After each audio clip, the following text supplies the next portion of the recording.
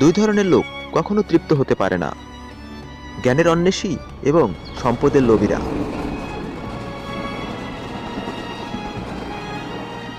আয়নায় নিজের চেহারা দেখো, যদি সুদর্শন হও তবে পাপের কালিমা লেপন করে ওকে কুৎসিত করো না, আর যদি কালো কুশ্রী হয়ে থাকো তবে ওকে পাপ পঙ্কিলতা মেখে আরো বিভৎস করে তুলো না। আল্লাহর প্রত্যেকটি ফয়সালায় ন্যায় বিচারের ওপর ভিত্তিশীল, সুতরাং কোনো অবস্থাতেই অভিযোগের ভাষা যেন তোমার মুখে উচ্চারিত না হয়। দুনিয়াতে সবচেয়ে বোকা ও নির্বোধ সে, যে নিজের পবিত্রতা দাবি করে এবং নিজেই নিজের প্রশংসা করে।